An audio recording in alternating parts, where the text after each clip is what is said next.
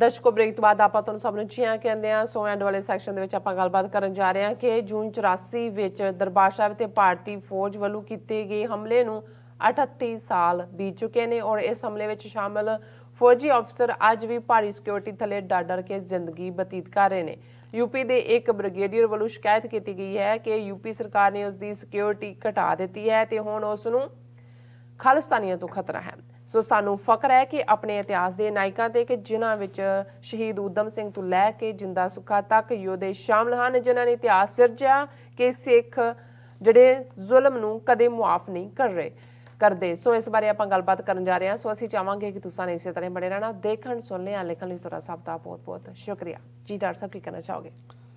ਦੇਖੋ, ਵੈਸੇ ਤੀਗਾਂ ਮਾਰੀਆਂ ਜਿਹੜੀਆਂ ਬਜ਼ੁਰਗਾਂ ਦੀਆਂ ਹੁੰਦੀਆਂ ਨੇ ਉਹਨਾਂ ਦੀ ਕਮਾਈ ਅੱਗੋਂ ਨਸਲਾਂ ਖਾਂਦੀਆਂ ਜੀ, ਔਰ ਅਸੀਂ ਉਸ ਮਾਣਮੱਤੀ ਧਰਤੀ ਦੇ ਜਾਏ ਔਰ ਉਸ ਸਿੱਖ ਕੌਮ ਦੇ ਉਸ ਸ਼ਾਨਮੱਤੇ ਇਤਿਹਾਸ ਦੇ ਵਾਰਿਸ ਹੈ ਜਿਸ ਦੇ ਵਿੱਚ ਇਹ ਗੱਲ ਬੜੀ ਸਪਸ਼ਟਤਾ ਦੇ ਨਾਲ ਗੁਰੂ ਸਾਹਿਬਾਨ ਨੇ ਉਸ ਧਰਤੀ ਦੇ ਉੱਤੇ ਉਹ ਅਣਖੀ ਕੌਮ ਜਿਹੜੀ ਸਾਜੀ ਉਸ ਦੇ ਜ਼ਿੰਮੇ ਇਹ ਲਾਇਆ ਸੀ, ਖਾਲਸਾ ਸੋਏ ਜੋ ਨਿਰਧਨ ਕੋ ਪਾਲੇ, ਖਾਲਸਾ ਸੋਏ ਜੋ ਦੁਸ਼ਟ ਕੋ ਗਾਲੇ।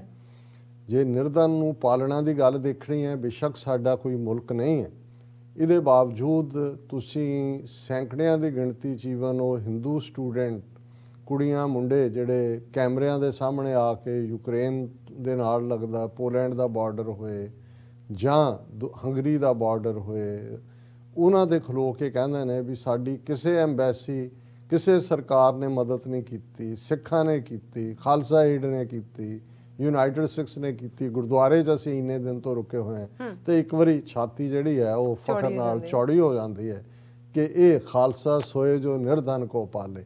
ਇਹ ਲੋੜਵੰਦ ਔਰ ਕਿਨਾਂ ਖਤਰਿਆਂ ਨੂੰ ਮੁੱਲ ਲੈ ਕੇ ਸਾਡੇ ਨੌਜਵਾਨ ਉੱਥੇ ਪਹੁੰਚ ਕੇ ਉਹਨਾਂ ਦੀ ਖਿਦਮਤ ਕਰ ਰਹੇ ਨੇ। ਹੁਣ ਖਾਲਸਾ ਸੋਏ ਜੋ ਦੁਸ਼ਟ ਕੋ ਗਾਲੇ, ਹੁਣ ਕੱਲਾ ਸਾਡੇ ਹੱਥ 'ਚ ਕੜਛੀ ਤਾਂ ਨਹੀਂ ਫੜਾਈ ਹੈ ਕਿ ਵੀ ਤੁਸੀਂ ਦਾਲ ਹੀ ਵਰਤਾਣੀ ਹੈ, ਗਾਤਰੇ ਕਿਰਪਾਨ ਵੀ ਦਿੱਤੀ ਹੈ ਕਿ ਭਾਈ ਇਹ ਜਿਹੜਾ ਦੁਸ਼ਟ ਹੈ ਉਹਦੇ ਗਾਟੇ ਵੀ ਲਾਉਣੇ ਨੇ। ਔਰ ਇਹ ਕ੍ਰੈਡਿਟ ਮੈਂ ਸਮਝਦਾ ਜਦੋਂ ਅਸੀਂ ਅੱਜ ਦੇ ਦੌਰ 'ਚ ਇਹ ਖਬਰ ਮੈਂ ਇਸ ਲਈ ਡਿਸਕਸ ਕਰ ਰਿਹਾ ਕਿ ਮੇਜਰ ਅਖਬਾਰ ਦਾ ਹਿੰਦੂ ਨੇ ਹੈਡਲਾਈਨ ਲਾ ਕੇ ਦਿੱਤੀ, Operation Blue Star veteran security cover downgraded. ਹੁਣ ਇਹ ਬ੍ਰਿਗੇਡੀਅਰ ਇਸਰਾਰ ਰਹੀਮ ਖਾਨ ਨੇ ਜਨਾਬੇ ਆਲਾ, ਇਹ यूपी ਦੇ ਰਹਿਣ ਵਾਲੇ ਔਰ ਜਿਹੜੇ ਆਰਮੀ ਆਫੀਸਰਸ ਜਦੋਂ ਕਿ ਦਰਬਾਰ ਸਾਹਿਬ ਤੇ ਜੂਨ 84 'ਚ ਫੌਜੀ ਹਮਲਾ ਹੋਇਆ ਸਭ ਤੋਂ ਪਹਿਲਾਂ ਅੰਦਰ ਦਾਖਲ ਹੋਏ ਆਪਣੇ ਸਾਰੇ ਲੈ ਕੇ ਜਵਾਨਾਂ 'ਚ, ਉਦੋਂ ਸ਼ਾਇਦ ਇਹ ਕਰਨਲ ਸੀ ਜਾਂ ਕੀ ਸੀ, ਪਰ ਇਸ ਨੂੰ ਬ੍ਰਿਗੇਡੀਅਰ ਇਸਰਾਰ ਰਹੀਮ ਖਾਨ ਇਸ ਦੇ ਬਹੁਤ ਸਾਰੇ ਇੰਟਰਵਿਊ ਕਿ ਕਿੱਥੇ ਕੀ ਹੋਇਆ ਕੀ ਨਹੀਂ ਹੋਇਆ, ਦੁਨੀਆ ਦੇ ਅੱਡ ਜਿਨ੍ਹਾਂ ਨੇ ਹੁਣ ਦਰਬਾਰ ਸਾਹਿਬ ਤੇ ਹਮਲੇ ਨੂੰ ਹੀ ਲੈ ਕੇ ਸੈਂਕੜਿਆਂ ਕਿਤਾਬਾਂ ਲਿਖੀਆਂ ਗਈਆਂ ਉਹਨਾਂ ਨੂੰ ਦਿੱਤੇ। ਇਹ ਹੁਣ ਲਿਵਿੰਗ ਹੈ ਜਿਹੜਾ ਪਾਰਟ।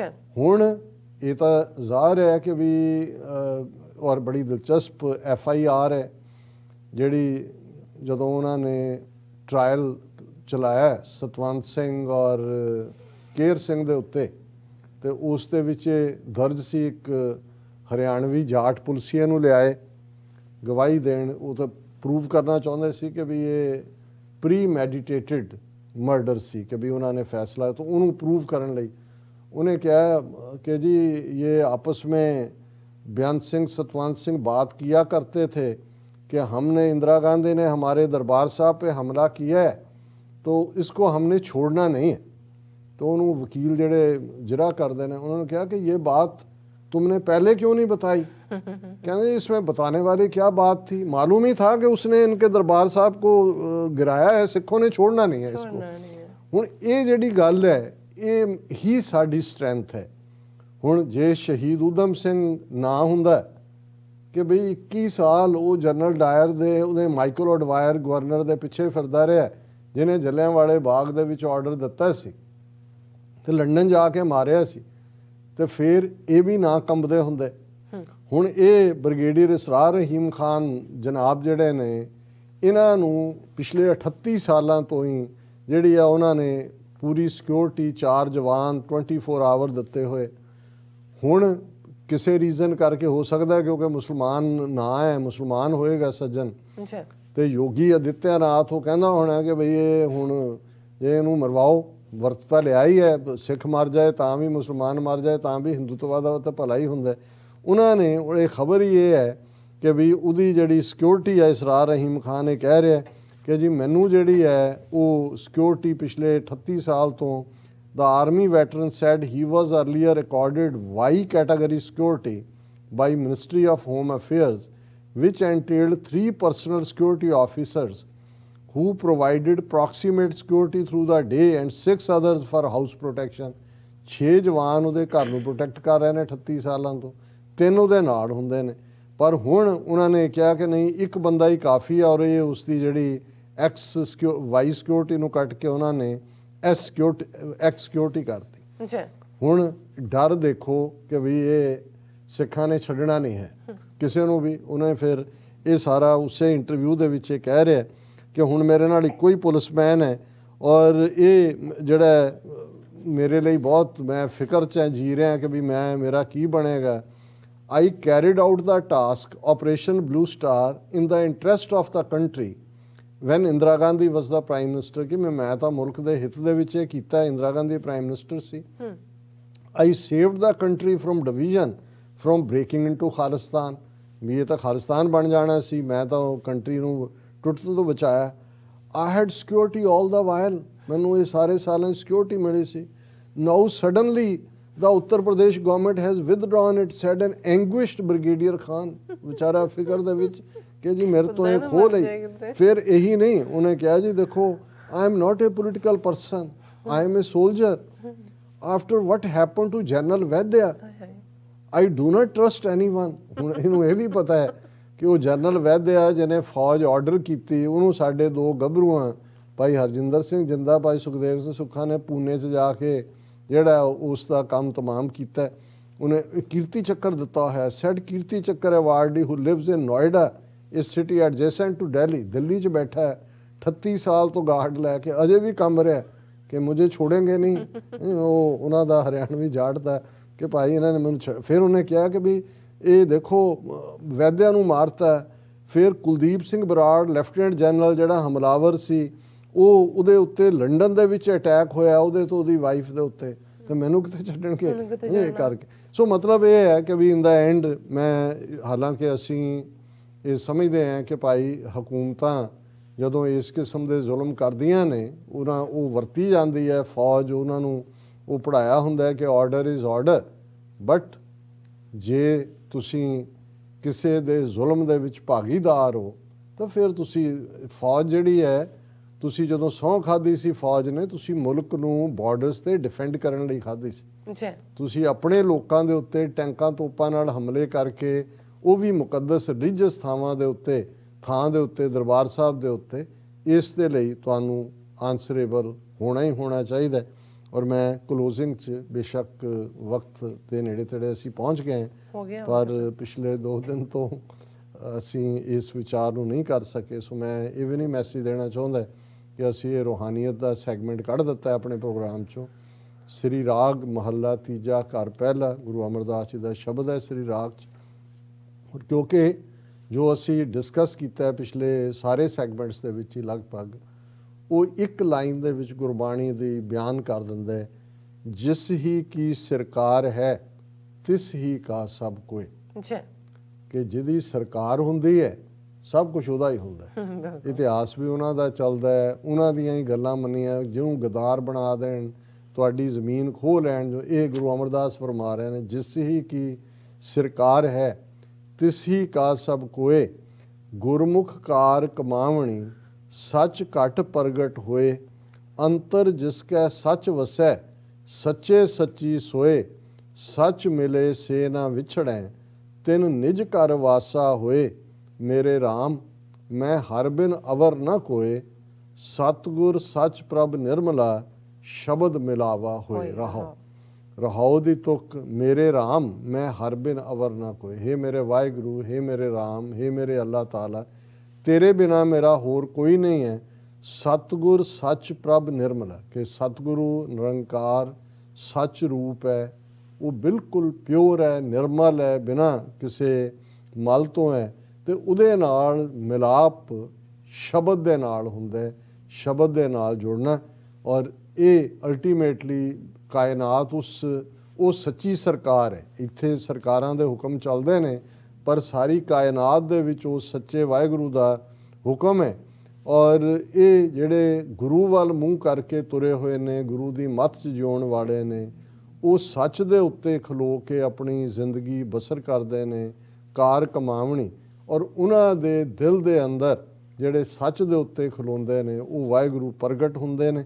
ਕਿਉਂਕਿ ਅੰਤਰ ਜਿਸ ਕੈ ਸੱਚ ਵਸੈ, ਸੱਚੇ ਸੱਚੀ ਸੋਏ, ਕਿ ਜਿਹਦੇ ਅੰਦਰ ਸੱਚ ਵਸਦਾ ਹੈ ਉਸ ਦੀ ਜ਼ਬਾਨ 'ਤੇ ਵੀ ਸੱਚ ਹੈ, ਉਸ ਦੇ ਕੰਨਾਂ 'ਚ ਵੀ ਜਿਹੜਾ ਸੱਚ ਦਾ ਪ੍ਰਗਟਾ ਹੁੰਦਾ ਹੈ। ਤੇ ਸੱਚ ਮਿਲੇ ਸੇ ਨਾ ਵਿਛੜੇ, ਜਿਹੜੇ ਇੱਕ ਵਾਰ ਸੱਚ ਦੇ ਰਸਤੇ 'ਤੇ ਤੁਰਦੇ ਨੇ ਉਹ ਰੱਬ ਨਾਲ ਜੁੜੇ ਹੁੰਦੇ ਨੇ। ਕਦੇ ਰੱਬ ਤੋਂ ਉਹਨਾਂ ਦਾ ਵਿਛੋੜਾ ਨਹੀਂ ਹੁੰਦਾ। ਨਿਜ ਘਰ ਵਾਸਾ ਹੋਏ, ਹਮੇਸ਼ਾ ਉਹਨਾਂ ਦੇ ਅੰਦਰ ਰੱਬ ਦੇ ਨਾਲ ਮਿਲਾਪ ਹੁੰਦਾ। ਸ਼ਬਦ ਮਿਲੈ ਸੋ ਮਿਲ ਰਹਿ, ਜਿਸ ਨੂੰ ਆਪੇ ਲਏ ਮਿਲਾਏ, ਦੂਜੇ ਪਾਏ ਕੋ ਨਾ ਮਿਲੈ, ਫਿਰ ਆਵੈ ਜਾਏ।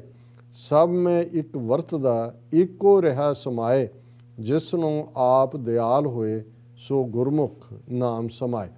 ਕਿ ਜਿਹੜੇ ਉਸ ਵਾਹਿਗੁਰੂ ਦੀ ਯਾਦ ਦੇ ਵਿੱਚ ਉਸ ਦੇ ਸ਼ਬਦ ਦੇ ਨਾਲ ਜੁੜੇ ਹੋਏ ਨੇ, ਉਹ ਉਹੀ ਨੇ ਜਿਨ੍ਹਾਂ ਨੂੰ ਵਾਹਿਗੁਰੂ ਆਪ ਆਪਣੀ ਮਿਹਰਾਮਤ ਕਰਕੇ, ਰਹਿਮਤ ਕਰਕੇ, ਤਰਸ ਕਰਕੇ, ਕਰਮ ਕਰਕੇ ਆਪਣੇ ਨਾਲ ਮਿਲਾਉਂਦਾ ਹੈ। ਕਿਉਂਕਿ ਇਹ ਵਾਹਿਗੁਰੂ ਦੇ ਹੁਕਮ ਦੇ ਵਿੱਚ ਹੀ ਹੈ ਕਿ ਕਿਸ ਨੂੰ ਉਹਨੇ ਮਿਲਾਣਾ। ਜਿਹੜਾ ਦੁਬਿਧਾ ਦੇ ਵਿੱਚ ਜਿਉਂਦਾ ਹੈ, ਜਿਹੜਾ ਮਾਇਆ ਮਿਲੀ ਨਾ ਰਾਮ ਵਾਂਗ ਦੋਨਾਂ ਦੇ ਵਿੱਚ ਹੈ, ਦੂਜੇ ਭਾਅ ਦੇ ਵਿੱਚ ਰਹਿੰਦੇ ਨੇ, ਉਹ ਕਦੇ ਉਹਨਾਂ ਦਾ ਰੱਬ ਦੇ ਨਾਲ ਮਿਲਾਪ ਨਹੀਂ ਹੁੰਦਾ। ਉਹ ਆਵਾਗਮਨ ਦੇ ਚੱਕਰ ਦੇ ਵਿੱਚ ਆਪਣਾ ਆਉਂਦੇ ਜਾਂਦੇ ਰਹਿੰਦੇ ਨੇ। ਉਹ ਵਾਹਿਗੁਰੂ ਸਾਰਿਆਂ ਦੇ ਵਿੱਚ, ਕੁੱਲ ਕਾਇਨਾਤ ਦੇ ਵਿੱਚ ਸਭ ਮੈਂ ਇੱਕ ਵਰਤਦਾ, ਇੱਕੋ ਰਿਹਾ ਸਮਾਇਆ, ਸਭ 'ਚ ਸਮਾਇਆ ਹੋਇਆ, ਹਰ ਇੱਕ ਦੇ ਵਿੱਚ ਵਰਤਦਾ ਹੈ। ਜਿਸ ਨੂੰ ਆਪ ਦਿਆਲ ਹੋਏ, ਸੋ ਗੁਰਮੁਖ ਨਾਮ ਸਮਾਏ। ਇਹ ਫਿਰ ਇਸ ਗੱਲ ਦੇ ਉੱਤੇ ਹੀ ਐਮਫੇਸਾਈਜ਼ ਹੈ ਕਿ ਉਸ ਦੀ ਬਖਸ਼ਿਸ਼ ਦੇ ਨਾਲ ਹੀ ਰੱਬ ਦੇ ਨਾਲ ਮਿਲਾਪ ਹੁੰਦਾ ਹੈ।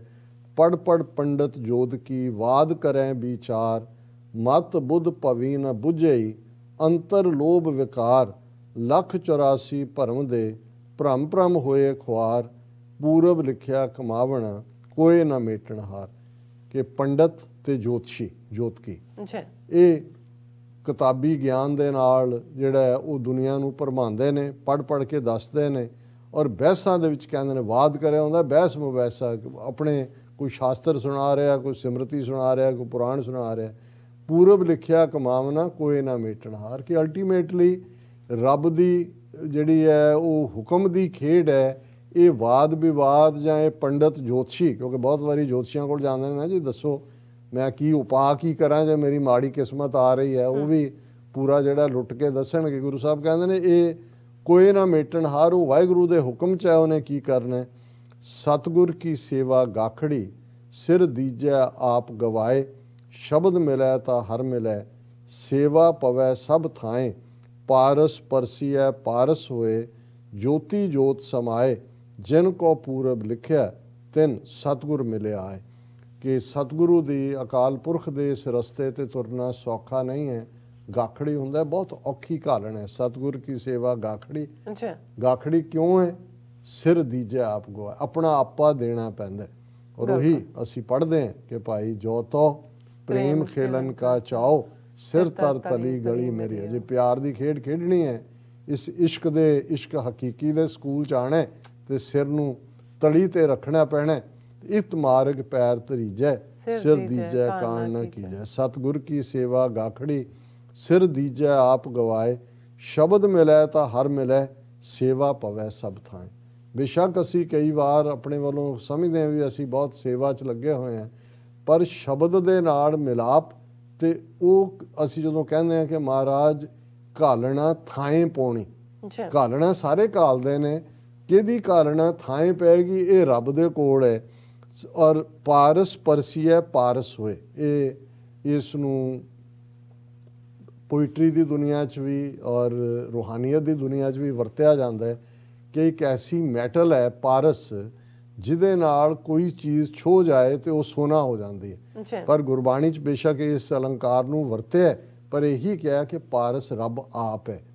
ਜਿੰਨਾ ਮਰਜ਼ੀ ਕੋਈ ਗੁਨਾਹਗਾਰ ਹੋਏ, ਜਿਵੇਂ ਪਾਰਸ ਨਾਲ ਲੱਗ ਕੇ ਹਰ ਧਾਤੂ ਸੋਨਾ ਬਣ ਜਾਂਦੀ ਹੈ, ਇਸੇ ਤਰ੍ਹਾਂ ਰੱਬ ਦੀ ਯਾਦ ਜੁੜ ਕੇ ਸਾਰੇ ਪਾਰਸ ਬਣ ਪਾਰਸ ਪਰਸੀਆ ਪਾਰਸ ਹੋਏ ਜੋਤੀ ਜੋਤ ਸਮਾਏ।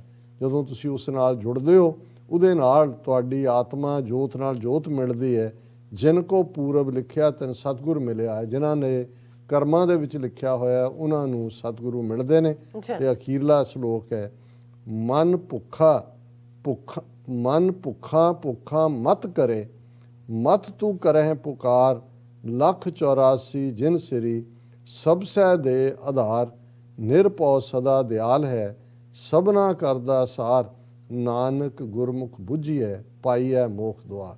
ਕਿ ਹੇ ਮੇਰੇ ਮਨ, ਤੈਨੂੰ ਭੁੱਖੜਾ ਕਿਉਂ ਵੱਜਾ ਹੋਇਆ, ਤੂੰ ਕਿਉਂ ਭੁੱਖ ਕਰਦਾ ਹੈ। ਮਨ ਭੁੱਖਾ ਭੁੱਖਾ ਮਤ ਕਰੇ, ਡਿਜ਼ਾਇਰ ਇੱਛਾਵਾਂ ਮਤ ਤੂੰ ਕਰੇ। ਐਵੇਂ ਰੱਬ ਦੇ ਅੱਗੇ ਜਿਹੜਾ ਉਹ ਲੇਲੜੀਆਂ ਨਾ ਕੱਢੀ ਜਾ, ਭੁੱਖ ਇਹ ਵੀ ਦੇ ਇਹ ਵੀ ਦੇ।